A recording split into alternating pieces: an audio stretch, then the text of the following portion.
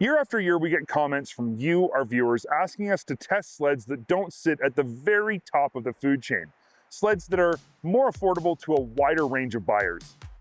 And we've heard you, and we've wanted to do just that for a long time, but it can be difficult to get more entry-level sleds because manufacturers really do want us to focus on their flagship models, and to be perfectly honest, we do too. They're super fun. They're the pinnacle of performance and technology. No compromises, no holdbacks, just the best of the best, period. However, these sleds come with top-of-the-line price tags as well, and we know that there's a lot of people out there who simply just can't afford them. The truth is, if I didn't get free sleds to test every winter, I wouldn't be able to afford them either. But here's the thing, the platforms and technology that these more affordable sleds are based on come directly from the flagship models. So before you complain about the price of a flagship model, just realize that the sled that you can afford is as good as it is because those sleds exist first. Take, for example, this ZR600 from Arctic Cat. It's based on the Catalyst chassis. It has all the bells and whistles of a Catalyst. It just has a few less features. If you really look closely, you'll see that there aren't many differences between this base CR and, say, the limited model. But what I want to know, and I know you do too, is can you buy the base CR and have just as much fun as you would have on the limited model while saving a whole bunch of money?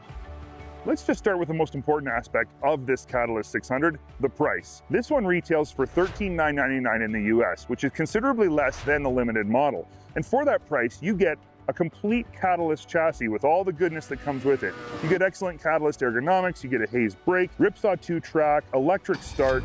You get all of the features that you get with the higher end model with just a few things that have been downgraded, things that may or may not make a difference. So you might be wondering, like I am, what don't you get with the ZR base package? Because this sure doesn't seem like an entry-level model. The list of included features is more than a little bit impressive. For starters, you don't get the new Garmin GPS gauge package. In fact, you don't even get the next model down. You get the base model gauge package, which is considerably smaller. And while it does give you all the information that you're ever going to need and is fairly easy to read, it is a lot less impressive looking. You also don't get the fancy Fox adjustable suspension package. Now, the shock package on this sled is an aluminum body setup with threaded collars, but it's a lot less fancy than the full jam version. With the base model, you get no lack of performance. This is the exact same C-TEC2 600 engine that's found in the Limited and even in the RXC, and that's a good thing because this engine absolutely screams. It's got so much power up top, it's got good bottom end, it runs clean, it sounds amazing. It's definitely the best sounding 600 in the industry. This is an excellent engine package, and we're really glad to see that it's all the way across the ZR lineup. As I said earlier, the base model ZR gets an aluminum-bodied rebuildable set of preload adjustable shock. Now, they don't have compression or rebound adjustability, but in my experience testing this sled, they really don't need it. Arctic Cat has done a fantastic job of tuning these shocks to work in the widest variety of conditions, and I actually found no places where they didn't do exactly what I wanted them to do. In fact, in some instances, I actually felt like they might have worked better than the higher-end shock package. And I'm a big boy, so that says a lot. Out back, you're going to find the exact same composite running boards and slide action 137 skid frame as the limited model. There is nothing held back here either. And I think the biggest gripe I have with this sled is that the slide action skid frame seems to not be on par with the rest of the sled. I think that Arctic Cat could do a better job. It seems the front arm gets overworked really fast in big bumps and tends to bottom pretty hard.